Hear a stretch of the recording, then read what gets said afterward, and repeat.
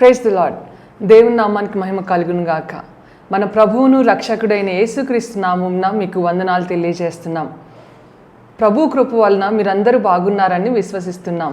షకీనా సందేశం అని మా ఆధ్యాత్మిక కార్యక్రమాన్ని అనుదినము వీక్షిస్తూ వాక్యం ద్వారా బలపడుచున్నారని మేము నమ్ముతున్నాం. మీ కొరకు ప్రార్థిస్తున్నాం. ఈరోజు దేవుని వాక్యాన్ని వినడానికి మన హృదయాన్ని సిద్ధపరచుకుందాం. షకీనా మినిస్ట్రీస్ వ్యవస్థాపకులు పాస్టర్ జి విజయ్ కుమార్ గారు వాక్య సందేశం అందిస్తారు. మనమందరం ప్రార్థనాపూర్వకంగా దేవుని మాటలు విని దీవెనలు పొందుదాం.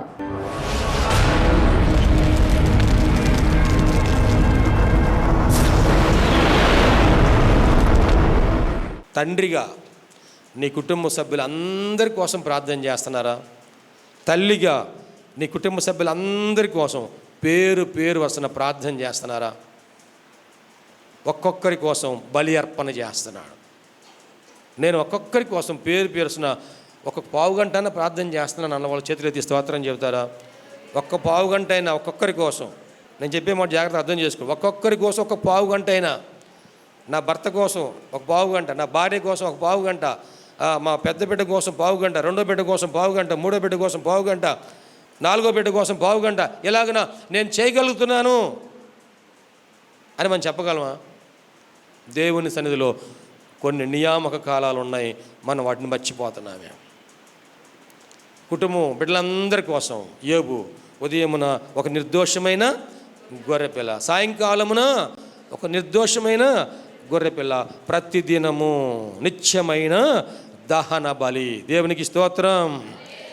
40 రోజులు ఉపవాస ప్రార్థన అప్పుడే కాదు, 40 రోజులు ఉపవాస ప్రార్థన అప్పుడే కాదు, ప్రతిరోజు కూడా ఇది నిత్యమైన, సంవత్సరం మొత్తం మీద 365 రోజులు కూడా మనం చేయవలసినటువంటి నియామక కాలములు ఇవి మనం పాటించాలి.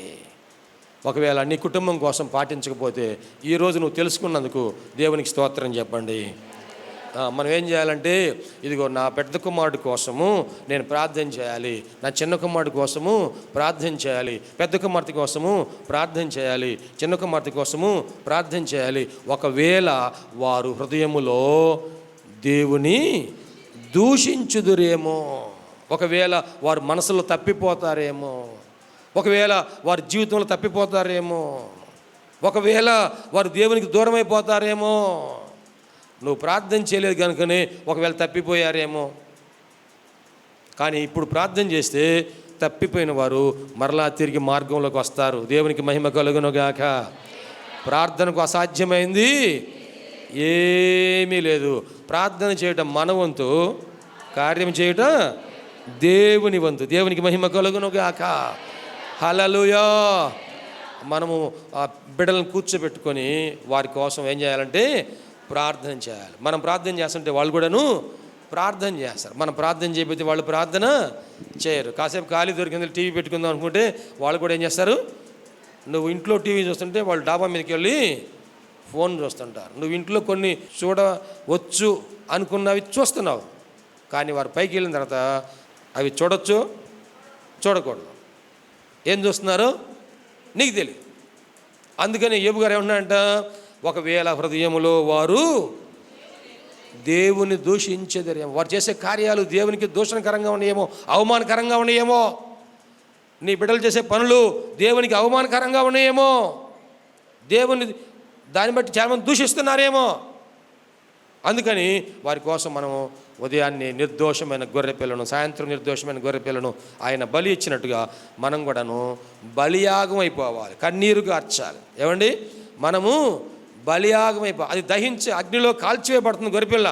దాన్ని వధిస్తున్నారు, దహిస్తున్నారు. మనం కూడా ప్రభు సన్నిధిలో ఏమైపోవాలంటే వధించబడాలి, అంటే నలగొట్టబడాలి.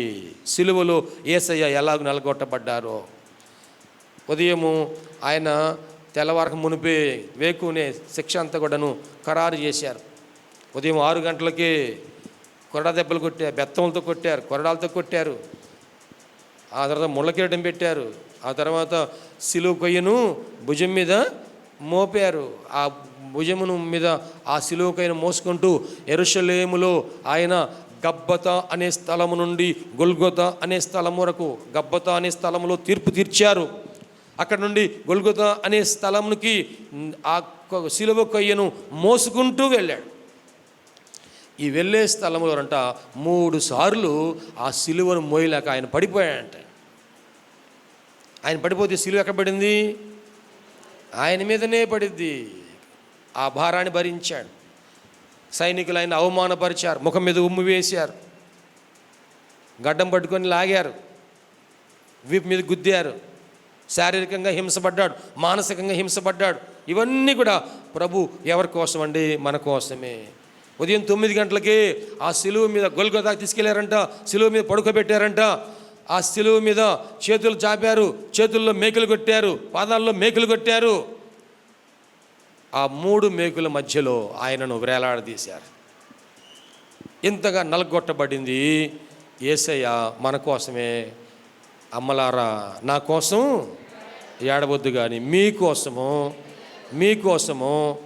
మీ పిల్లల కోసము. మీ మాటల్లో మీ దోషం ఉంది, మీ క్రియల్లో దోషం ఉంది, మీ పిల్లల ప్రవర్తనలో దోషం ఉంది. ఇవన్నీ ప్రభు మనకు నేరుగా చెప్పట్లా. మీ పిల్లల కోసం మీరు ఏడవండి అన్నాడు. అది ఒకటే మాట. ఒకవేళ వారు హృదయంలో దూషిస్తారేమో. మన బిడ్డలు దేవునికి మహిమకరంగానే నడుచుకుంటున్నారా? దేవుని వాక్యానుసారంగానే జీవిస్తున్నారా? మన కుటుంబాలు దేవుని వాక్యానుసారంగా నడిపించబడుతున్నాయా? మనము అందరం కూడాను లేఖన భాగాల గురించి, బైబిల్ వాక్యం గురించి చాలా తెలుసుకుంటున్నాము. ఎంత తెలుసుకుంటున్నాము అంటే వాటిని మన జీవితాలకు అన్వయించుకోకుండా, తెలుసుకున్న వాక్యాన్ని మన జీవితాలకు అన్వయించుకోకుండా ఈ 40 రోజులు ఇక్కడ మనం ఎలా కూర్చుంటున్నామంటే, మనము వాక్యము విని నేర్చుకుందాము అనే దానికంటే కూడాను ఇక్కడ ఎలా కూర్చుంటున్నామంటే, ఎవరు ఎట్లా చెబుతున్నారు, ఎవరికి ఎన్ని మార్కులు వేయచ్చు. అందరూ ఎంపైర్లా, థర్డ్ ఎంపైర్లా నాకు అర్థం కావట్లా. కొంతమంది ఎంపైర్ లాగా ఉంటే కొంతమంది థర్డ్ ఎంపైర్ లాగా టీవీలో చూస్తున్నారు. నీ ఎదుటివాని కంటిలో నలుసుని చూడడం కాదు, నీ కంటిలో ఉన్న దోలాన్ని చూడడం. ఈ నియామక కాలాన్ని మర్చిపోయాం కనుకనే ఉదయాన్నే లేచి ప్రార్థన చేయట్లేదు, సాయంత్రం ప్రార్థన చేయట్లేదు. ఉదయాన్నే ఫ్యామిలీ ప్రేయర్ ఉండాలి, రాత్రి పడుకోబోయే ముందు ఫ్యామిలీ ప్రేయర్ ఉండాలి. ఈ అర్పణలు దేని సూచనగా ఉన్నాయంటే కుటుంబ ఆరాధనకు, కుటుంబ బలిపీయటానికి. ఈ నియామక కాలం ప్రకారంగా మోషే ఇశ్రాయేలు ప్రవర్తిస్తే వారు ఉదయము సాయంత్రము నాతోనే ఉంటారు. దేవునికి మహిమ కలుగునుగాక. నేను వారి అర్పణ ఇంపైన సువాసనగా నేను అంగీకరిస్తాను. ప్రతిరోజు చేయవలసిన నియామక కాలం ఇది. అలాగనే చూడండి, వాక్య భాగంలో 2వ మాట మీకు జ్ఞాపకం చేస్తాను. సంఖ్యాకాండము 28వ అధ్యాయము 9వ వచనము. విశ్రాంతి దినమున. ఏ దినమున? విశ్రాంతి దినమున. ఇందాక చెప్పింది ఏం? ప్రతి దినమున.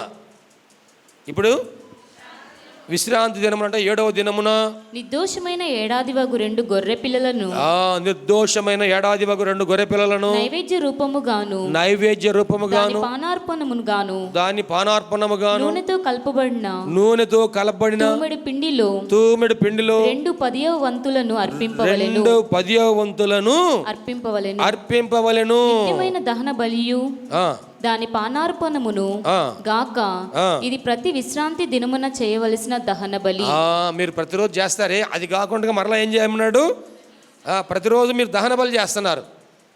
నిర్దోషం ఏడాది గొర్రెపిల్లను దహన బలి చేస్తున్నారు. ఇప్పుడు అది కాకుండా నిర్దోషమైన గొర్రెపిల్లను నైవేద్య బలిగా అర్పించాలి. దేవునికి స్తోత్రం. ఏ రోజునంటండి అది? విశ్రాంతి దినమున. ఇది దేనికి సాదృశ్యముగా ఉన్నది అంటే నేను క్లుప్తంగా ముగిస్తాను. మొదటిది ఏమో ప్రతిదినము మనం చేయవలసింది తెలియజేయబడింది. ప్రతిరోజు కూడా ఉదయం సాయంత్రము దేవునికి దహన బలి అర్పించాలి. రెండవది వారమునకు ఒక్కసారి, ప్రతి వారములో విశ్రాంతి దినమున. పాత నిబంధనలో విశ్రాంతి దినం ఏది? శనివారం. యేసు ప్రభు వారు ఎప్పుడైతే సమాధిలో నుండి ఆదివారమున తిరిగి లేచారో అప్పటి నుండి అపోస్తలులు ఆ ప్రభువారి యొక్క శిష్యులు అందరూ కూడాను ఆదివారమును విశ్రాంతి దినముగా ఆచరించడం ప్రారంభించారు. దేవునికి స్తోత్రం. ఇక్కడ విశ్రాంతి దినమున వారు ఏం చేయాలి అనేది ఇక్కడ రాయబడింది. మనం ఏం చేయాలి? విశ్రాంతి దినమును పరిశుద్ధముగా ఆచరించుటకు జ్ఞాపకము చేసుకొనుము. 10 ఆజ్ఞల్లో ఒక ఆజ్ఞ రాశారు కదా, ప్రభువారు దేవుడు ఇచ్చిన ఆజ్ఞల్లో విశ్రాంతి దినమును మనము ఆచరించాలి. ఇది 7 రోజుల్లో ఒక రోజు, మరి ముఖ్యంగా దేవుని చేత పరిశుద్ధపరచబడిన రోజు, ఆశీర్వదించబడిన రోజు. దేవునికి మహిమ కలుగును గాక. హల్లెలూయా. ఈ పరిశుద్ధ దినమును మనం ఎలాగో ఆచరించాలంట, దాన్ని పరిశుద్ధ దినముగా ఆచరించాలి. అది దాన్ని మనం ఘనమైందిగా ఎంచాలి. యెషయా గ్రంథం 55వ అధ్యాయంలో 13వ వచనం చూడండి. నా విశ్రాంతి దినమున వ్యాపారము చేయకుండా. ఏం చేయకూడదు? వ్యాపారం చేయకుండా నాకు ప్రతిష్ఠితమైన దినమని నీవు ఊరకుండిన ఎడల విశ్రాంతి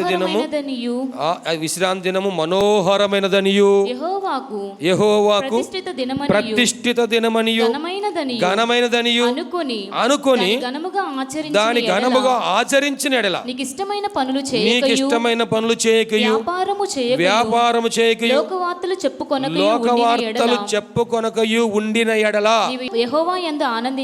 నీవు యెహోవా యందు ఆనందించెదవు. దేశము యొక్క ఉన్నత స్థలముల మీద నేను నిన్ను ఎక్కించెదను. నీ తండ్రి అయిన యాకోబు స్వాస్యమును నీ అనుభవములో ఉంచెదను. యెహోవా సెలవిచ్చిన వాక్కు ఇదే. దేవునికి స్తోత్రం చేద్దామా. హల్లెలూయా. లోకములో ఉన్నటువంటి అన్యజనులకు, దేవునిలో ఉన్నటువంటి ఆయన బిడ్డలమైన మనకు వ్యత్యాసం ఏమిటంటే, విశ్రాంతి దినమున మనం అందరము కూడా యెహోవా యందు ఆనందించెదము. గట్టిగా చప్పట్లు కొడుతూ దేవునికి మహిమ చెల్లిద్దామా. యెహోవా యందు ఆనందించెదము. ఆదివారం రోజున ఏదైనా సమస్య వచ్చి, ఆరోగ్యం బాగలేకనో లేకపోతే ఇంకా ఏదైనా మందిరానికి రాలేని సమస్య ఒకటి వచ్చి, ఆదివారము మనం మందిరానికి కనుక ఆరాధనకి రాకపోతే మనకి ఎలా ఉంటుంది? ఏమంటే ఎలా ఉంటుంది? మనం పోగొట్టుకున్నట్టే ఉంటుంది కదా. మనం పొందవలసింది పొందలేదు, పొందవలసిన ఆనందాన్ని పొందలేదు, పొందవలసిన ఆశీర్వాదాన్ని పొందలేదు, పొందవలసినటువంటిది ఏదో మనము పొందలేదు. లోకంలో ఉన్నవారు సండే ఈజ్ హాలిడే అనుకుంటున్నారు. లోకంలో ఉన్నవారు వారు దేనిలో ఆనందిస్తున్నారంటే లోకంలో ఆనందిస్తున్నారు. కానీ మనమైతే సండే ఈజ్ హోలీడే, మనం యెహోవా యందు ఆనందించెదము. దేవునికి మహిమ కలుగును గాక. ప్రారంభ ప్రార్థనలో పాల్గొని, ప్రభువా ఈరోజు ఈ ఆరాధనలో 2:30 గంటల టైం నీకు ఇవ్వడానికి నాకు కృపిచ్చావు ప్రభువా అని దేవునికి అప్పగించుకొని, అందరూ ప్రార్థన చేసేటప్పుడు ప్రార్థన చేస్తే, అందరూ పాటలు పాడేటప్పుడు పాటలు పాడతా, దేవుణ్ణి స్తుతిస్తా, ఆరాధిస్తా, దేవుని కొనియాడతా, దేవుని సన్నిధిలో దేవదూతలాగా మనం కూర్చుంటే, అలాగనే వాక్య ధ్యానంలో ఉంటే, అలాగనే మనం ముగింపు ప్రార్థనలో, అలాగే మన పరిచర్య గురించి, మన సంఘం గురించి మనం అందరం కూడా భారం కలిగి ప్రార్థన చేస్తూ ఉంటే మనకున్న ఆనందము లోకములో ఎవరికీ లేదు. దేవునికి మహిమ కలుగును గాక. విశ్రాంతి దినము అది పరిశుద్ధమైన దినమని, అది యెహోవాకు ప్రతిష్ఠిత దినం. దేవుని బిడ్డల తల్లిదండ్రులారా, ఇది దేవునికి ప్రతిష్ఠితమైన దినము. ఈ రోజున మీరు ఈ లోక సంబంధమైన వార్తలు చెప్పుకోవడం కాదు. మన బిడ్డలకు ఏం చెప్పాలండి? ఇది లోక సంబంధమైన వార్తలు చెప్పుకునే రోజు కాదు, లోక సంబంధమైన ఆనందాన్ని అనుభవించే రోజు కాదు. ఇది యెహోవాకు ప్రతిష్ఠితమైంది. కాబట్టి మనం అందరం కూడా దేవుని మందిరానికి వెళ్ళాలి. దేవునికి స్తోత్రం. కుటుంబం అంతా కూడా ఏం చేయాలండి? దేవుని మందిరానికి వెళ్ళాలి. దేవునికి మహిమ కలుగునుగాక. జాన్ ఎస్ విక్టర్ గారని ఒక ఆయన మధ్యప్రదేశ్ నుంచి వచ్చారు. మధ్యప్రదేశ్ నుంచి, నార్త్ ఇండియా నుంచి వచ్చారు. ఆయన తమిళనాడు నుంచి బ్యాంకులో జాబ్ ప్రమోషన్ వచ్చి అక్కడికి వెళ్ళారు. అయితే ఆయన ఆదివారం రోజున నేనేం చేస్తాను అని చెప్పాడు. ఏం చేస్తారండి మీరు అంటే, ఆదివారం రోజున ఉదయాన్నే మందిరానికి 7 గంటలకు ఆరాధన అయితే, ఆ మందిరానికి వాళ్ళ ఇల్లు ఒక అరగంట ప్రయాణం దూరంలో ఉంది. అందుకని 6:30 గంటలకెల్లా రెడీ అయిపోయి వెళ్ళి కారులో కూర్చొని, ఇక కారు ఏం చేస్తుంటా, హారన్ కొడుతుంటా అంట. ఇంటి ముందు నిలబడి, ఇంటి ముందు కారు తీసి రోడ్డు మధ్యంలో పెట్టుకొని ఇంట్లో ఉన్న వాళ్ళకి హారన్ కొడుతుంటారంట. భార్య కానీ పిల్లలు కానీ 6:30కి అందరూ వచ్చేస్తారంట. ఒకవేళ ఆ రోజున ఎవరన్నా ఒక్కరు కొంచెం లేట్ అయితే ఒక్క 2 నిమిషాలైనా ఈ ముందు నిలబడి ఏం చేస్తారంట, హారన్ కొడతాడంట. ఆయన 3 సార్లు హారన్ కొట్టాయంటే అర్థం ఏంటి, కారు ఉండదని అర్థం. 3 సార్లు హారన్ కొట్టాయంటే కారు ఫస్ట్ హారన్ కొట్టంగానే అందరూ దబడి అన్నీ ఏం చేశారంట, మొత్తం సర్ది పక్కన పడేసి బయటికి పరిగెత్తుకుంటూ వచ్చేస్తారు. రెడీ అయినా అవ్వకపోయినా సరిగా. రెండోసారి హారన్ కొట్టారంటే వచ్చి కారులోకి కూర్చోవలసిందే. ఒకవేళ 3వసారి హారన్ కొట్టారా ఇంకా కారు బయలుదేరినట్లే. దేవునికి స్తోత్రం. మన బిడ్డల్ని ఎప్పుడైనా సిద్ధపరుస్తున్నామా? మనం ఏ టైం పెట్టినా సరే, అది 7 గంటలు కావచ్చు, 7:30 కావచ్చు, 7:30కి రెడీ కావాలంటే వారు ఎప్పుడు నిద్రలేసి ఉండాలి? 6:30కే నిద్రలేసి ఉండాలి. ఇంకా ఎక్కువ టైం తీసుకునే వాళ్ళు 6 గంటలకే నిద్రలేసి. మనం నిద్ర లేపుతున్నామా పిల్లల్ని? ఇంట్లో ఉన్నవారు నిద్ర లేపుతున్నామా? భార్యని కానీ భర్తను కానీ నిద్ర లేపుతున్నామా? మనం లేస్తున్నామా? మన ఇంటిని మన కుటుంబాన్ని సిద్ధపరుస్తున్నామా? ఇది విశ్రాంతి దినము, ఇది యెహోవాకు ప్రతిష్ఠితమైన దినము, ఇది మనోహరమైనది, ఇది యెహోవా యందు ఆనందించే దినము. మీరు లోక వార్తలు చెప్పుకోకూడదు. చాలాసార్లు మనము నిర్లక్ష్యం చేస్తున్నాం. అందుకని మన కుటుంబం అంతా దేవుని మందిరంలో ఉంటలా. దావీదు గారు ఏమన్నారు, నేనైతే నా దేవుని మందిరంలో పచ్చని ఒలివ మొక్క వలె, దేవునికి మహిమ కలుగును గాక, హల్లెలూయా. నేనైతే నా దేవుని మందిరంలో పచ్చని ఒలివ మొక్క వలె ఉంటాను. నా కుటుంబం అంతా పచ్చని ఒలివ మొక్కల వలె ఉంటారు. మన బిడ్డలు పచ్చగా ఉండాలంటే వారు ఇదిగో దేవుని వాక్యములో ఎదగాలి. ప్రతిరోజు ఏం చేయాలంటండి, ఉదయము సాయంత్రం మనం కుటుంబ ప్రార్థనలో ఏకీభవించాలి. ఆదివారం మందిలో ప్రార్థన ఉంటుంది, కానీ ప్రతిరోజు ఉదయాన్నే ఇంట్లో ప్రార్థన ఉంటుందా? లేదు. అందుకని మనం ఏం చేసాము, ప్రతిరోజు ఉదయం 6:30 గంటలకు Shekinah family prayer Zoom meeting ఏర్పాటు చేశాం. ఈ జూమ్ మీటింగ్లో ఏకీభవిస్తే కనీసం 30 గంట సేపు జూమ్ మీటింగ్ జరుగుతుంది. కనీసం ఆ 30 గంట సేపు అయినా నీ ఇంట్లో దేవుని మాటలు వినబడతా ఉంటాయి. దేవునికి స్తోత్రం. ఆ 30 గంట అయినా సరే నువ్వు దేవుని సన్నిధిలో కూర్చుంటావు, వాక్యం వింటావు, పాటలు వింటావు, ప్రార్థన వింటావు, ప్రార్థన చేస్తావు. ఇది ఏర్పాటు చేసుకున్నాం మనం. ఈ నియామక కాలంలో మనం కూడాను పాల్గొనాలి. వారానికి ఒకరోజు మనము దేవునికి మన సమయం ఇవ్వాలి. 2:30 గంటలు దేవునికి ఇవ్వాలండి. ఇవ్వకపోతే దేవుడు మనల్ని లెక్క అడుగుతాడు. జాగ్రత్త. విశ్రాంతి దినమును ప్రతి వారం కూడా వారానికి ఒకసారి విశ్రాంతి దినం పరిశుద్ధముగా మనం దేవుని సన్నిధిలో ఆరాధనలో మనం పాల్గొనాలి. తర్వాత చూడండి, ఇంకో మాట మనం చదువుకుందాము. సంఖ్యాకాండములోనే మనము 28వ అధ్యాయంలో 11వ వచనం నుండి చూడండి దయచేసి. నెలకు ఏంటమ్మా అది? నెలకు మొదటి దినమున యెహోవాకు దహన బలి అర్పించవలెను. 2 కోడె దూడలను, ఒక పొటేలును, నిర్దోషమైన ఏడాదివగు 7 గొర్రె పిల్లలను, వాటిలో ప్రతి కోడె దూడతోను నూనెతో కలపబడిన తూమెడి పిండిలో 3 10వ వంతులను నైవేద్యముగాను ఒక్కొక్క పొటేలును నూనెతో కలపబడి తూమెడి పిండిలో 2 10వ వంతులను నైవేద్యముగాను అర్పించవలెను. దేవునికి మహిమ కలుగును గాక. ముందే మనం చదువుకున్నది ఏంటంటే ప్రతిరోజు కూడా ఉదయము సాయంత్రం.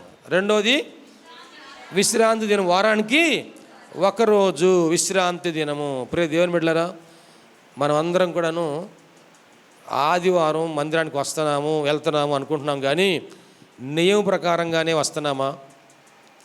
నియామకాలములు పాటించడం అంటే అక్కడ ఖచ్చితంగా ఏ అర్పణ అర్పించాలో, నైవేద్య బలి అర్పించాలా, దహన బలి అర్పించాలా, ఏమేమి కలపాలి, ఏమేమి ఇవ్వాలి, ఎంతంత ఇవ్వాలి, 10వ భాగమంతా, 2 దశమ భాగాలంతా, 3 దశమ భాగాలంతా, ఇవన్నీ ఎందుకు వివరంగా రాశారంటే మనం అందరం కూడా నియమ ప్రకారముగా పాటించాలి. దేవునికి స్తోత్రం అండి. హల్లెలూయా. రోజు నేను ప్రార్థన చేస్తూ ఉంటాను. ప్రభు ఆదివారం సంఘం అంతా కూడా కలిసినప్పుడు అందరూ కూడా చక్కగా నేర్చుకోవాలి నాయన, శ్రద్ధగా వినాలి ప్రభువా, వారు తెలుసుకోవాలి ప్రభువా, నేర్చుకున్నది అనుసరించాలి. దేవునికి మహిమ కలుగును గాక. అప్పుడే వారి జీవితాలు ఆశీర్వదించబడతాయి. విని వెళ్తే ఆశీర్వాదము రాదు, విని వెళ్తే పరిశుద్ధత రాదు, విని వెళ్తే విశ్వాసము రాదు, విని వెళ్తే ఆశీర్వాదాలు అనుభవించలేము. వారి జీవితాల్లో వారు అనుసరించాలి. గ్రహించే హృదయం వారికి, వినగలిగిన చెవిని వారికి దయచే ప్రభువా. ఆత్మీయ తండ్రిగా, సంఘ కాపరిగా నా భారం ఉంటుంది. నేను ప్రార్థన చేస్తూ ఉంటాను ప్రతిరోజు ఉదయం సాయంత్రం, ప్రతి వారం, వారానికి ఒకసారి విశ్రాంతి దినం, తర్వాత ప్రతి నెల ఆ తర్వాత మరలా నేను కొన్ని క్లుప్తంగా చెప్పి ముగించేస్తున్నానండి. ఆ తర్వాత నెలకు మనం ఏం చేస్తున్నాం ఇక్కడ, పాత నిబంధనలో అమావాస్యకు కొమ్ము ఊదుడి అని కొన్ని ఉత్సవాలు చేసేవారు, అవునా? 81వ కీర్తన 3వ వచనం నుంచి చూస్తే, అమావాస్య నాడు కొమ్ము ఊదుడి, మనము పండుగ ఆచరించు దినమగు పున్నమి నాడు కొమ్ము ఊదుడి. అమావాస్య రోజు, పౌర్ణమి రోజు, ఇది నెలకి 2 సార్లు వస్తాయి కదా. ఆ వచ్చినప్పుడు ఆ రోజున ఇది చేయాలి, ఒక నియమకాలము ఏర్పాటు చేశారు. ఆ తర్వాత చూడండి, లేవియా కాండము 23వ అధ్యాయము 4వ వచనంలో, ఇవి యెహోవా నియామక కాలములు, నియమించిన కాలమును బట్టి చాటింపవలసిన పరిశుద్ధ సంఘపు దినములు ఇవి. మొదటి నెల 14వ దినమున సాయంకాలమందు యెహోవా పస్కా పండుగ జరుగును. ఇక్కడ సంవత్సరం ఫస్ట్ ప్రతిరోజు, తర్వాత ప్రతి వారము, తర్వాత ప్రతి నెల, తర్వాత ప్రతి సంవత్సరం కూడాను. ఇదిగో 14వ రోజున, మొదటి దినమున 14వ రోజున ఏ పండుగ మీరు ఆచరించాలి? పస్కా పండుగను ఆచరించాలి. సంవత్సరానికి ఎన్ని పండుగలు ఇశ్రాయేలు ఆచరించాలి? 7 పండుగలు ఆచరించాలి. మొదటి నెలలోనేమో 14వ రోజున పస్కా పండుగను ఆచరించాలి. 15వ తారీఖు నుండి 21వ తారీఖు వరకు 7 రోజులు పులియని రొట్టెల పండుగ, పొంగని రొట్టెల పండుగ ఆచరించాలి. 7వ నెలలో మీరు మిగతా పండుగలను ఆచరించాలి. ఇవి నియామక కాలములు దేవుడు ఏర్పాటు చేశాడు. దేవుని మందిరంలో కూర్చొని వాక్యాన్ని ధ్యానించాలి, ప్రార్థనలు ఏకీపించాలి, ఉపవాసంలో ఉండాలి, దేవునికి మరి సమీపముగా మనము చేరుకోవాలి. దేవునికి మహిమ కలుగును గాక. హల్లెలూయా. మనము ఈ నియామక కాలములు సక్రమముగా పాటించి ప్రభువును హత్తుకొని ఆయన చిత్తమును నెరవేర్చుదముగాక. ఆయన మన జీవితాలు ఆశీర్వదించనుగాక. ఆయన మన కుటుంబాలను దీవించనుగాక. మన బిడ్డలకు మంచి భవిష్యత్తు దయచేయనుగాక.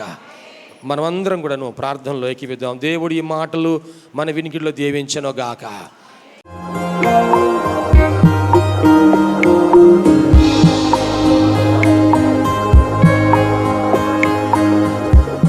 ప్రభునందు ప్రియ దేవుని బిడ్డలారా, ఎంతవరకు దేవుని వాక్యం విన్నందులకు ప్రభునామమున వందనాలు తెలియజేస్తున్నాం. మనం అందరం ప్రార్థనలో ఏకీవిద్దాం. తలలు వంచి కనులు మూసుకొని ప్రార్థనలో ఏకీవిద్దామండి. ప్రార్థించుకుందాం. మహోన్నతుడైన దేవ, పరిశుద్ధుడైన మా ప్రభువా, నీ పరిశుద్ధమైన పాదములకు వందనాలు. ఇదిగో నాయన, ఈ వాక్యము ద్వారా మాతో మీరు మాట్లాడినందుకు వందనాలు ప్రభువా. అవును, నువ్వు సజీవుడైన దేవుడు అయ్యా, మాట్లాడే దేవుడవు ప్రభా. ఈ వాక్యం మా హృదయంలో పదిలిపరుచుకుంటూ సహాయం చేయండి. సంపూర్ణమైన మారు మనసు మాకు దయచేయండి. పాప క్షమాపణ అనుభవం మాకు దయచేయండి. రక్షణ ఆనందం మాకు దయచేయండి ప్రభువా. ఈ అనారోగ్యములు, బలహీనతలు, సమస్యలు, శోధనలు, సైతాను ఆటంకాలు అన్నీ కూడా యేసుక్రీస్తు నామములో తొలగించండి నాయన. పరిశుద్ధాత్మ దేవ, మీ కార్యం జరిగించండి అయ్యా. మీరు మాకు తోడుగా ఉండి దీవించండి. మమ్మల్ని, మా కుటుంబం జ్ఞాపకం చేసుకోండి. మా బిడ్డలు మీరు ఆశీర్వదించండి ప్రభువా. మా కుటుంబంలో రక్షణ ఆనందం సంపూర్ణంగా దయచేయండి. ఎటువంటి అవసరాలని మీకు తెలుసునైనా ప్రతి అవసరతలో కూడా మాకు సహాయం దయచేయండి. అన్ని విషయాలు కూడా మీరు దీవించండి. ఈ టీవీ ప్రోగ్రాం చూసిన ప్రతి ఒక్కరిని పేరు వరుసన మీరు దీవించి రక్షించి మీరు అక్కడ కొరకు సిద్ధపరచండి. మంచి భవిష్యత్తును వారికి దయచేసి మీ కృపలో మీరు వర్ధలు చేయమని నీకే సమర్పణ చేసుకుంటూ యేసయ్య పరిశుద్ధ నామములో స్తుతించి ప్రార్థించి వేడుకుంటున్నాము తండ్రి. ఆమేన్. తండ్రి, కుమార, పరిశుద్ధాత్మ త్రియేక దేవుని దీవెన తోడుగా నడిపించను గాక. ఆమేన్, ఆమేన్, ఆమేన్. మీ అందరికీ ప్రభునామన వందనాలు. దేవుడు మిమ్మల్ని దీవించను గాక. ఆమేన్. ప్రభునందు ప్రియమైన సహోదరి సహోదరులందరికీ షకీనా ప్రార్థనా మందిరం తరపున హృదయపూర్వక వందనాలు తెలియజేస్తున్నాం. దేవుని కృప వలన 2012వ సంవత్సరంలో 350 గజముల స్థలంలో ఈ మందిరం నిర్మించుకోవడానికి ప్రభు కృపించారు. 2016వ సంవత్సరంలో నూతన స్థలం 180 గజముల స్థలం తీసుకోవడానికి ప్రభు సహాయం చేశారు. ఈ సమయంలో ఈ స్థలం అంతట్లో కూడాను మందిరం నిర్మించుకోవడానికి ప్రభు ఏర్పాటు చేసి ఉన్నారు కనుక ఈ మందిర నిర్మాణం, పాత మందిరం తీసివేసి నూతన మందిర నిర్మాణం కార్యక్రమం ప్రారంభించబడింది.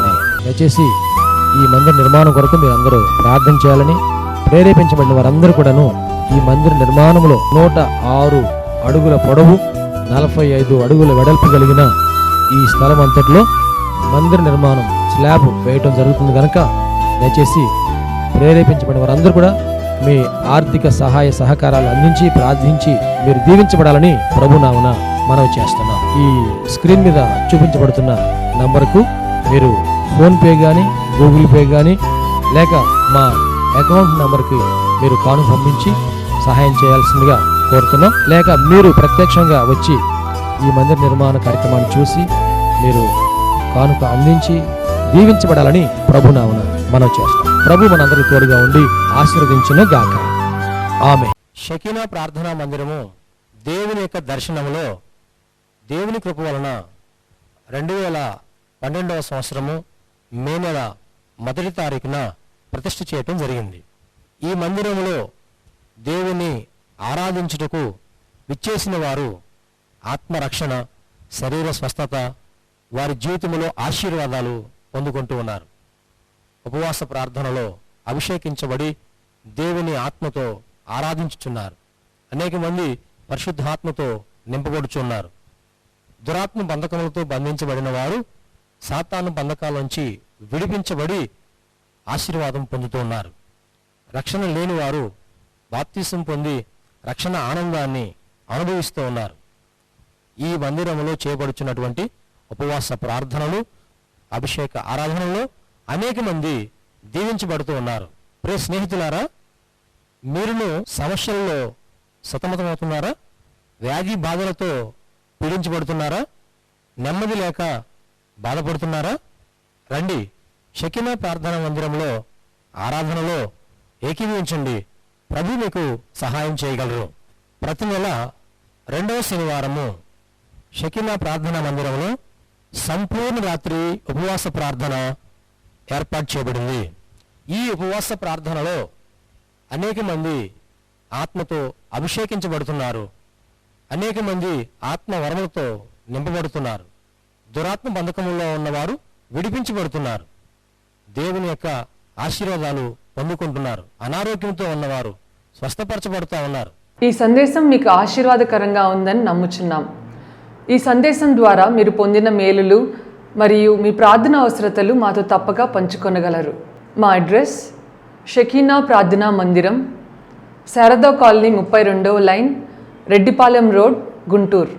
మా ఫోన్ నంబర్స్ 9963242497, మరి యొక్క నెంబర్ 8885539777. Praise the lord.